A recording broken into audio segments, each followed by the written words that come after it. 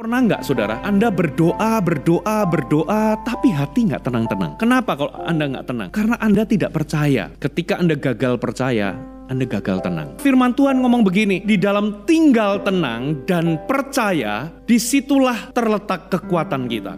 Iblis akan menggunakan berbagai cara untuk membuat kita ini gagal menjadi tenang. Ketika nggak menjadi tenang, biasanya ini yang terjadi. Orang tersebut akan menggunakan kekuatannya sendiri untuk mencoba berbagai hal, dan ujungnya apa saudara? Dia nggak berhasil. Kita lakukan banyak hal, tapi bukan lahir karena iman, bukan lahir karena hati yang tenang, tapi kita lakukan segala hal untuk menutupi ketidaktenangan kita, saudara. Bukan berarti kalau tenang itu kita malas, kita nggak kerja, kita nggak lakukan apa-apa. Tidak. Tapi pastikan, saudara, ketika Anda melakukan sesuatu, itu lahir dari hati yang tenang.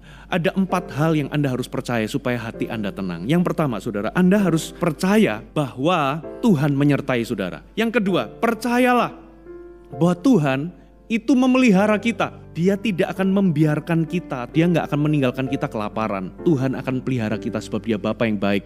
Yang ketiga, saudara, percaya bahwa Bapa itu bekerja. Dia itu nggak nganggur, dia itu aktif.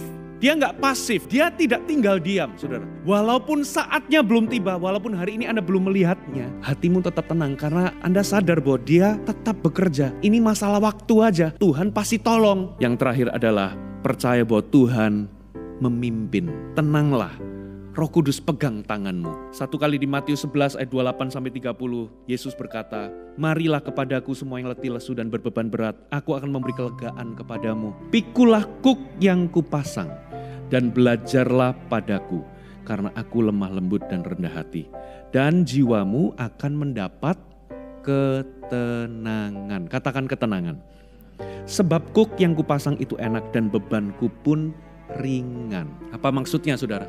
Kuk itu biasanya dipasang di 2 lembu untuk mengerjakan pekerjaan yang berat. Nah, Alkitab katakan, pikulah kuk yang kupasang. Jadi kita ini satu kuk dengan Yesus, satu kuk dengan Roh Kudus. Maksudnya apa, saudara? Di dalam persoalan atau masa sulit, tekanan berat yang kita alami, saudara, Tuhan itu memimpin kita. Dia satu kuk, dia berbagi beban dengan kita. Ya, ketika dia belok kiri, kita ikut belok kiri. Dia belok kanan, kita ikut belok kanan. Tuhan memimpin kita. Dia akan memelihara kita. Dia akan memimpin kita sampai ke tanah perjanjian. Jadi jangan khawatir, tenanglah.